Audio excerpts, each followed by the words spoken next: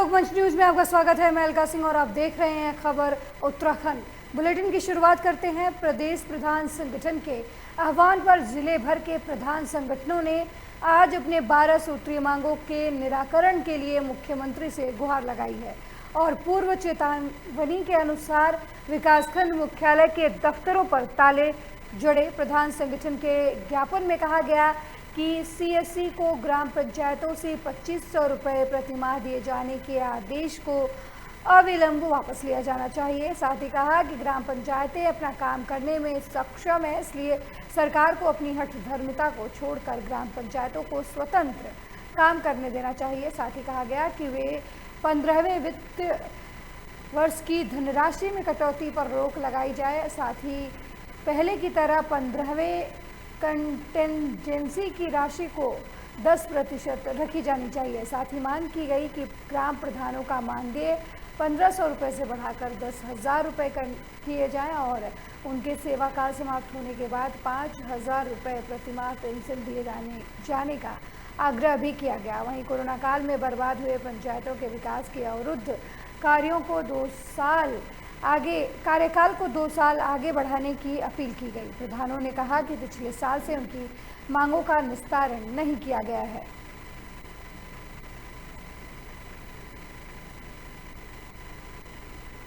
जल जीवन मिशन के लिए जो वित्त का पैसा ग्राम पंचायतों का 50% पैसा जो सरकार जल जीवन मिशन में देने की बात कर रही है, ये तो पंचायतों के साथ घोर अन्याय किया जा रहा है। इस प्रकार से कि पंचायतों के लिए बहुत कम धनराशि में विकास के कार्य पंचायतों द्वारा किए जाते हैं। उसमें से भी अगर 50% धनराशि वहाँ जाएगी तो पंचायतों के पास कार्य करने के लिए कुछ रह ही नहीं जाएगा, जिससे धरातल में कोई काम भी नहीं हो पाएगा। तो पंचायतें इससे बहुत कमज़ोर हो जाएंगी और विकास कार्य हमारे नहीं हो पाएंगे। ये आंदोलन अभी 1 तारीख से और 10 तारीख तक चलेगा।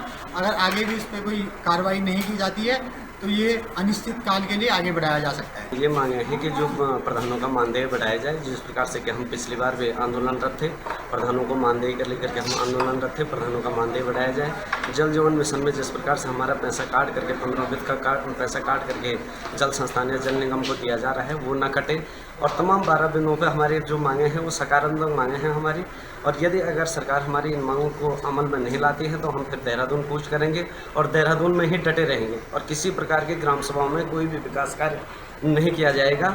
और देहरादून कूच करने का हमारा 10 तारीख तक अगर सरकार ने कोई निर्णय नहीं लिया तो 10 तारीख के बाद हम देहरादून कूच। वहीं चमोली के पिंडारी घाट का प्रवेश द्वार नारायण बगड़ इन दिनों वाहनों के अनियंत्रित संचालन की वजह से फिर हर रोज जाम की त्रासदी से गुजर रहा है। जाम के वजह से लोगों की भीड़ वाहनों के इर्द गिर्द लग रही है। पिछले माह तक लगभग जाम की स्थिति ठीक ठाक थी। वहीं वाहन नियंत्रण तरीकों से पार्क किए जा रहे थे। अब एक बार फिर दिन भर जाम की स्थिति उत्पन्न हो गई है, जिससे लोगों को कोविड गाइडलाइन का पालन करने में भी परेशानियों का सामना करना पड़ रहा है। इस तरह से कोरोना का संक्रमण फैलने की आशंकाएं भी लोगों के बीच हैं।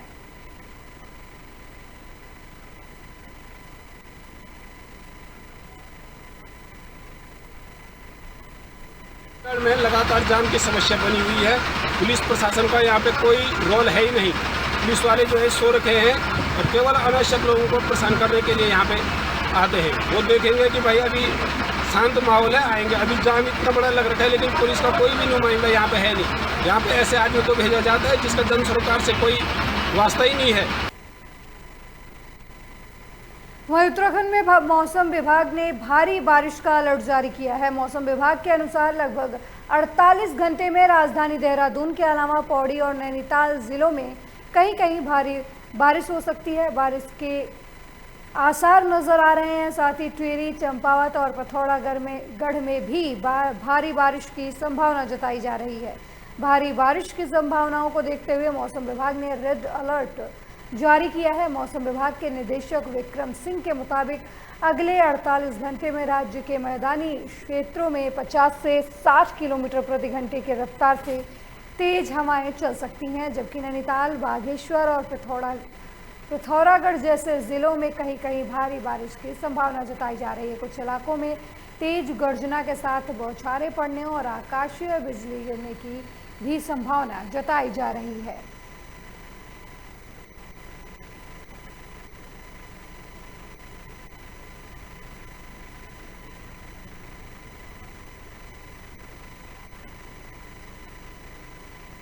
1 तारीख से बात करेंगे जुलाई के, तो जो कुमाऊं क्षेत्र हमारा है तो उसमें कुछ जगहों में बारिश हल्की मध्यम मिलनी शुरू हो जाएगी, और जो गढ़वाल क्षेत्र है उसमें भी 1 तारीख से जो है कहीं कहीं पर हल्की मध्यम तक की बारिश जो है वो मिलनी शुरू होगी।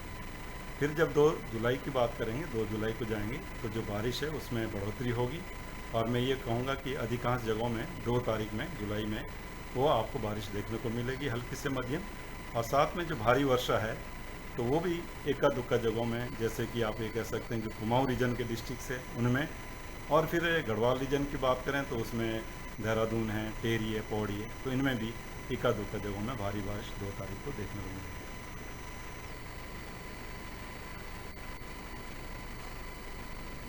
अगली बड़ी खबर देहरादून से है, जहां आम आदमी पार्टी के प्रेस वार्ता की है।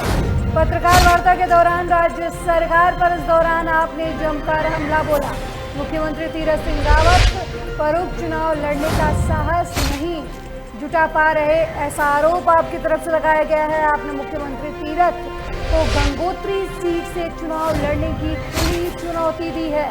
गंगोत्री से आप पार्टी की ओर से रिटायर्ड कर्नल अजय कोठियाल चुनाव लड़ेंगे। बड़ी जानकारी इस वक्त की आपको हम देहरादून से दे रहे हैं, जहां पर आम आदमी पार्टी ने प्रेस वार्ता की है। पत्रकार वार्ता के दौरान राज्य सरकार पर इस दौरान आम आदमी पार्टी ने जमकर हमला बोला। मुख्यमंत्री तीरथ सिंह रावत पर उपचुनाव लड़ने के लिए साहस नहीं जुटा पाने का आरोप आपकी तरफ से लगाया गया। आपने मुख्यमंत्री तीरथ सिंह को गंगोत्री सीट से चुनाव लड़ने की खुली चुनौती दी है। गंगोत्री से आप पार्टी की ओर से रिटायर्ड कर्नल अजय कोठियाल चुनाव लड़ेंगे।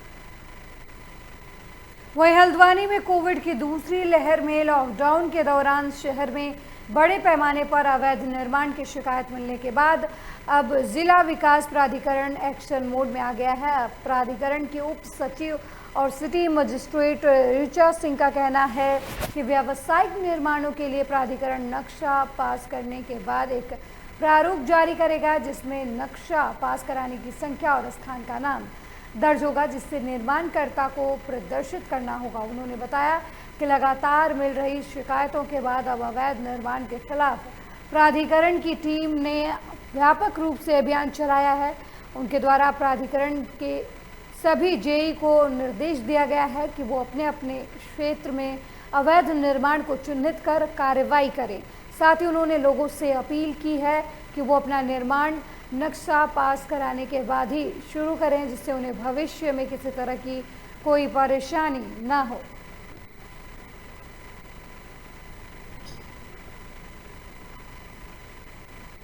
देखिए, पिछला जो हमारा लॉकडाउन की अवधि थी उसमें हल्द्वानी प्राधिकरण क्षेत्र में काफ़ी निर्माण की शिकायत आ रही थी कि बिना नक्शा पास कराए किया जा रहा है। इस क्रम में जो है लगातार हमारे वीसी साहब का, हमारे सचिव साहब का, उनका निर्देश था कि इसमें कार्रवाई की जाए। मेरे द्वारा सारे जेई को निर्देशित किया गया है कि अपने अपने एरिया में जहाँ कहीं भी अवैध रूप से बिना नक्शा पास का निर्माण हो रहा है उसको तत्काल रोक दें, चालान की कार्रवाई करें। और वो हमारी सबसे अपील भी है कि आप लोग नक्शा पास कराएं, उसके बाद ही निर्माण कार्य करें।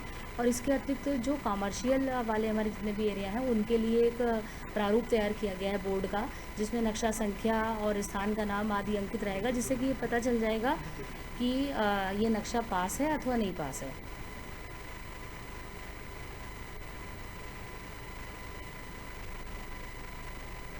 वहीं उत्तराखंड में हाईकोर्ट की तरफ से पर्यटन पर रोक लगा दी गई है। हरिद्वार में भारी संख्या में पर्यटन से जुड़े लोग सड़कों पर उतर आए हैं और राज्य में पर्यटन न खोले जाने से नाराज लोगों ने राज्य सरकार के खिलाफ जोरदार प्रदर्शन किया और शव यात्रा भी निकाली। इस दौरान व्यापारियों ने उत्तराखंड में पर्यटन बंद होने के लिए राज्य सरकार को दोषी ठहराया, पर्यटन की हत्या करने का आरोप लगाया। वहीं कांग्रेस के वरिष्ठ नेता सतपाल ब्रह्मचारी ने कहा कि उनकी मांग है कि सरकार पर्यटन को खोले। इस मामले में सरकार के प्रवक्ता सुबोध उनियाल की तरफ से सुप्रीम कोर्ट जाने की बात की कही गई है। ये अच्छी पहल है, वो इसका समर्थन करते हैं। साथ ही उन्होंने कहा कि अगर उत्तराखंड सरकार सुप्रीम कोर्ट नहीं जाएगी तो वो हरिद्वार के लोगों का हित देखते हुए सुप्रीम कोर्ट जाने का काम करेंगे।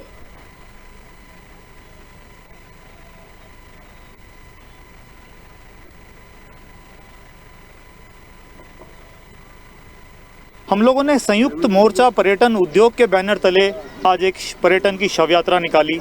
हम सरकार को ये मैसेज देना चाहते हैं कि आप अपने जो कार्यभार है, आपका जो जिम्मेदारी है, जो कोर्ट में आपको अपने पुख्ता रूप से अपनी बात को रखना चाहिए था, आप लोगों ने नहीं रखा। कोर्ट ने माननीय उच्च न्यायालय कई बार मौका दिया, लेकिन हम अपना पक्ष ठीक से नहीं रख पाए। उसकी वजह से सुरक्षा की दृष्टि से देखते हुए माननीय उच्च न्यायालय ने चारधाम यात्रा पर रोक लगा दी है। सरकार को सोचना चाहिए, जब पूरे देश में जो है ओपन हो गया, सारे देश में व्यापार चल रहा है, तो हरिद्वार में ही या उत्तराखंड में ही क्या दिक्कत है। आज व्यापारी जो है बिल्कुल रोजी रोटी से तरस गया है। आज व्यापारी को रोटी चाहिए। व्यापारी तो चलो एक बार को कर्ज ले लेगा कुछ ना कुछ, जो बड़े वह है या मध्यम है, लेकिन जो निचले वर्ग का है उसके पास आज खाने को कुछ नहीं है, उसके पास बेचने को कुछ नहीं है। वो आर्थिक तंगी में दबा हुआ है। हम जनता के दर्द को, अभी तो ये कुछ भी नहीं, अभी तो ये अंगड़ाई है। आज तो एक ही अर्थी निकाल ली, इनकी चार अर्थी निकाल लेंगे, जिसमें मोदी जी की भी होगी, अमित शाह की भी होगी, पर्यटन की भी होगी, और पर्यटन की भी होगी, मुख्यमंत्री की होगी और पर्यटन मंत्री की होगी।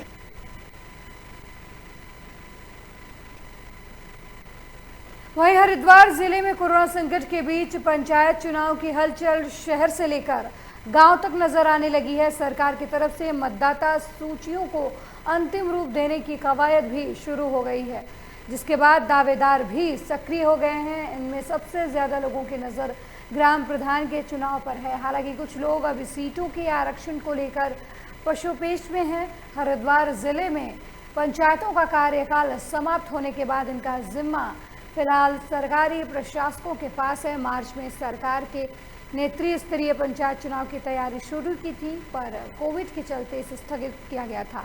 अब चुनाव आयोग से संशोधित अधिसूचना जारी होने के बाद प्रशासन ने पंचायतों की मतदाता सूचियों को अंतिम रूप देने में जुट गई है। इसके साथ ही देहात में कोरोना के संकट के बीच चुनावी हलचल भी देखने को मिलने लगी है।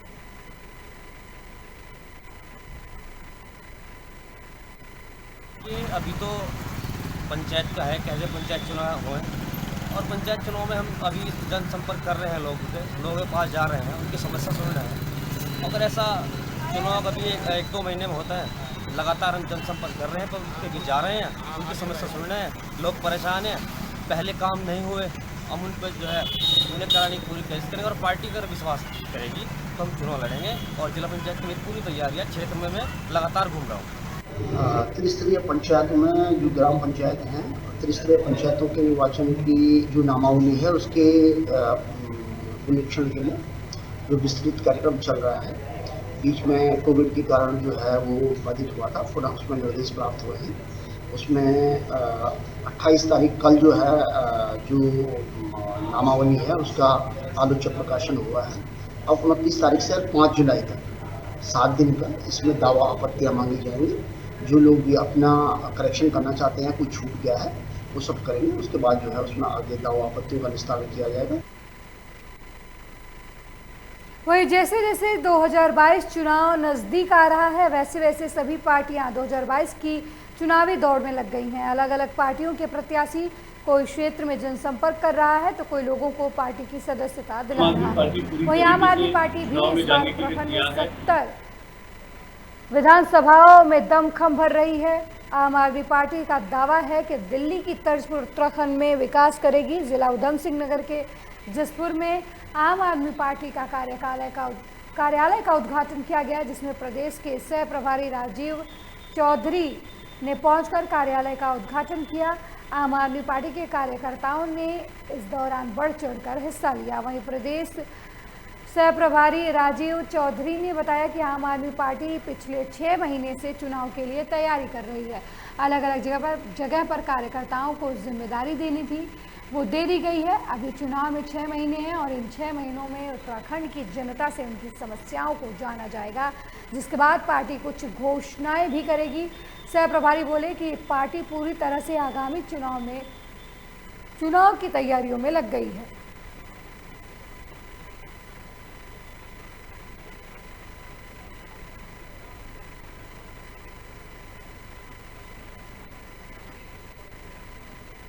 आम आदमी पार्टी पूरी तरीके से चुनाव में जाने के लिए तैयार है। आम आदमी पार्टी पिछले 6 महीने से लगातार अपने संगठन पर काम कर रही थी और आज हमारा संगठन जो है एक मजबूत स्थिति में आ गया है। अलग अलग जगहों पर जिनको संगठन की जिम्मेदारियां देनी थी वो लोग बहुत अच्छे तरीके से काम कर रहे हैं। अब आने वाले जो आखिरी के 6 महीने हैं उसमें पार्टी जो उत्तराखंड की जनता से संबंधित जो बड़ी चीज़ें हैं, बड़ी समस्या हैं, उनको लेकर पार्टी कुछ घोषणाएं करेंगी। पार्टी का शीर्ष नेतृत्व अब जल्द ही उत्तराखंड में भी आएगा और पार्टी पूरी तरीके से अब चुनावी तैयारी में लग गई है।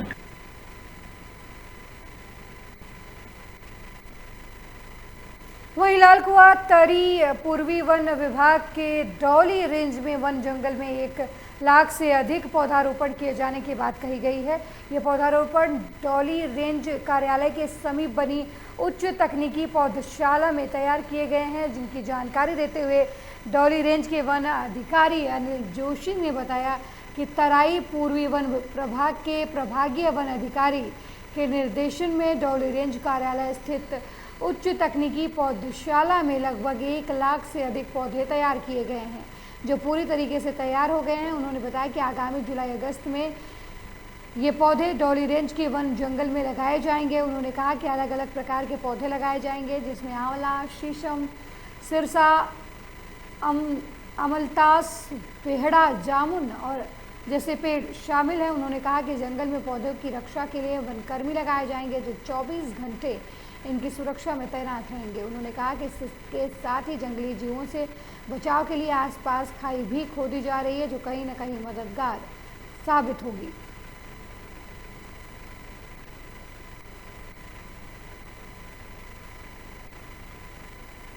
डौली रेंज के अंतर्गत इस वर्ष प्रभागी वनाधिकारी के निर्देशों पर 150 हेक्टेयर क्षेत्र में पौधारोपण किया जाना है, जिस पौधों में लगभग फील्ड तैयार किया जा चुका है, बीज रोपण किया जा चुका है, जिसमें जुलाई और अगस्त में इन बृहद पैमाने पर वृक्षारोपण किया जाएगा।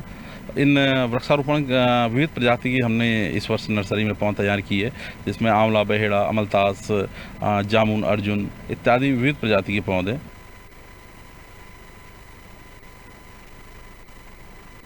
वहीं लक्सर जेके टायर फैक्ट्री के श्रमिकों और प्रबंधन के बीच वेतनमान त्रिवर्षीय समझौता को लेकर चल रही खींचतान के बीच फैक्ट्री की 7 यूनियनों ने प्रबंधन के निर्णय को नकार दिया है। अपनी 11 सूत्रीय मांगों के समर्थन में फैक्ट्री गेट पर प्रदर्शन किया और प्रबंधन का पुतला भी इस दौरान फूंका। कार्यक्रम की अगुवाई कर रहे बजरंग मजदूर संगठन के अध्यक्ष अशोक कुमार और जयवीर सिंह ने कहा कि फैक्ट्री प्रबंधन मनमानी कर रहा है, प्रबंधन द्वारा मजदूरों के हितों पर कुठाराघात किया जा रहा है। उन्होंने कहा कि कुछ यूनियनों ने प्रबंधन से मिली भगत करके आधी रात को प्रबंधन के मन माफिक त्रिवर्षीय समझौता पर सहमति जता दी। उन्होंने आरोप लगाया कि जो समझौता किया गया है उससे मजदूर और उनके परिवारों की आत्मा को दुख पहुंचा है।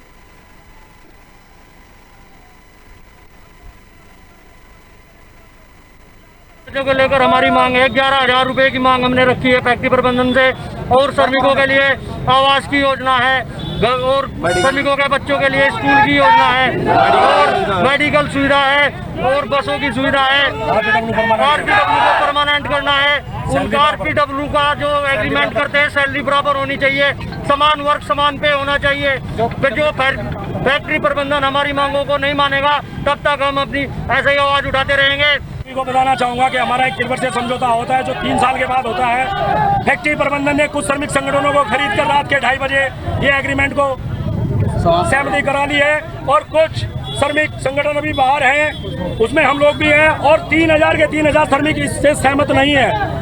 खरीद फरोख्त का काम हुआ है। मैं अपनी राज्य की सरकार, केंद्र की सरकार से ये कहना चाहूंगा, अगर मेरी ये वीडियो वहां तक पहुंचेगी कि यहाँ का संज्ञान ले, नहीं तो हम लोग इसी गेट पर आत्मदाह तक भी करेंगे, भूख हड़ताल भी करेंगे, सब कुछ यही करेंगे, लेकिन यहाँ से हिलेंगे नहीं अगर हमारी मांगे नहीं मानी जाएंगी तो। अगली खबर टिहरी से है, जहां पट्टी दोगी क्षेत्र में तिमली, सिलकड़ी, हिंडोला में दूरसंचार के 5 टावर लगे हुए हैं, लेकिन स्थापना काल से ही इन सभी का नेटवर्क धाराशाही है। नेटवर्क की बात करें तो कहीं दूर यहाँ लोगों के मोबाइल से बात तक नहीं हो पाती। कोरोना काल में बच्चों के ऑनलाइन पठन पाठन पिछले वर्षों से पूरी तरह बाधित है। बिजली की लुकाछिपी से लोग बेहद परेशान हैं। विद्युत पोल के सटे तार पेड़ों पर बंधे हुए हैं, जिससे करंट लगने का भय भी बना हुआ है। तार से बंधे पेड़ भी आकाश में बादलों के बीच बिजली की गर्जना होते ही विद्युत लाइन ऋषिकेश के तपोवन से ही शट डाउन कर दी जाती है। डोंगी के लोग अंधकार में रात गुजारने को मजबूर हैं, जबकि सामने पौड़ी में बिजली चमचमाती नजर आती है।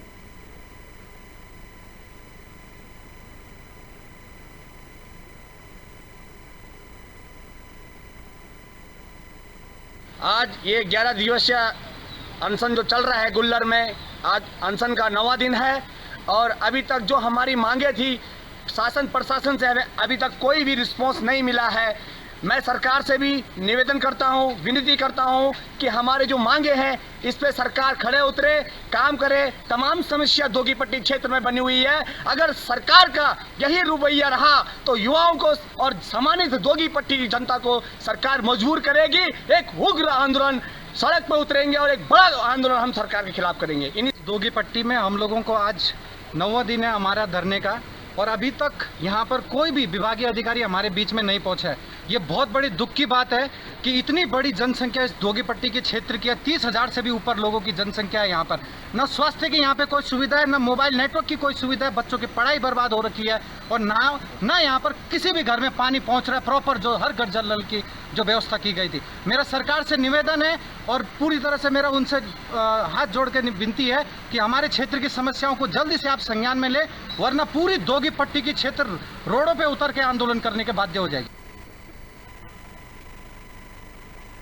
अगली खबर उधम सिंह नगर से है, जहां उत्तर प्रदेश के बीजेपी प्रदेश मंत्री अमित वाल्मीकि के काफिले पर हुए हमले के बाद वाल्मीकि समाज के लोगों में आक्रोश व्याप्त है, जिसको लेकर पंतनगर बीजेपी अनुसूचित मोर्चा के कार्यकर्ताओं और वाल्मीकि समाज के लोगों ने किसान नेताओं के खिलाफ जमकर नारेबाजी करते हुए उनका पुतला दहन किया। केंद्र सरकार से उच्च स्तरीय जांच कराने और दोषियों के खिलाफ तुरंत कार्रवाई करने की मांग की है।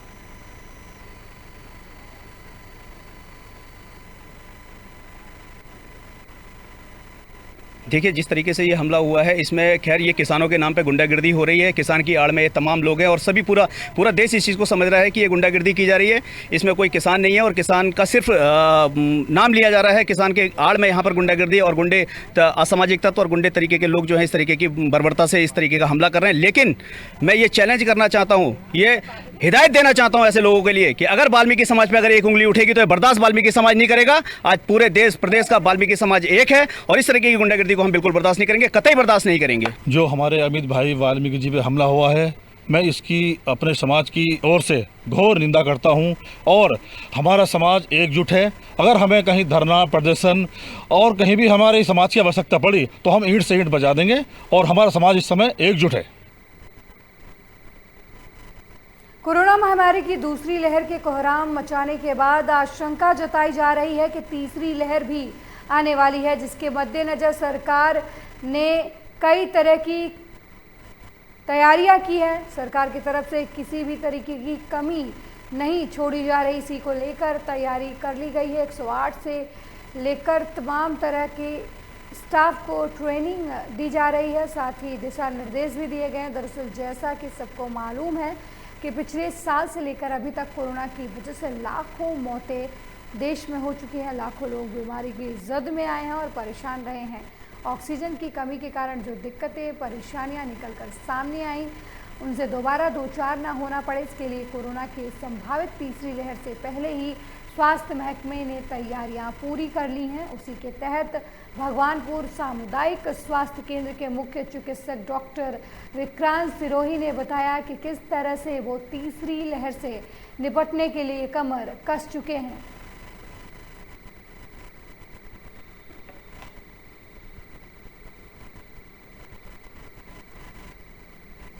हमारे उत्तराखंड में जो हमारा ब्लॉक है जिला हरिद्वार में भगवान, यहाँ हमारी काफ़ी अच्छी तैयारियां हैं और मैं यही दुआ करूँगा कि वो वेव ना ही आए, लेकिन अगर आती है तो हमारे लिए जैसे ऑक्सीजन एक बहुत बड़ी समस्या थी, तो यहाँ CDO साहब की अध्यक्षता में एक मीटिंग की गई जिसमें हमारे ऑक्सीजन प्लांट को पास किया गया। तो जो यहाँ भगवानपुर इंडस्ट्रीज़ एसोसिएशन है उसके द्वारा हमें ऑक्सीजन प्लांट दिया जा रहा है। इस बुलेटिन में मेरे साथ फिलहाल इतना ही। देश दुनिया की तमाम खबरों के लिए देखते रहे लोकमंच न्यूज़। नमस्कार।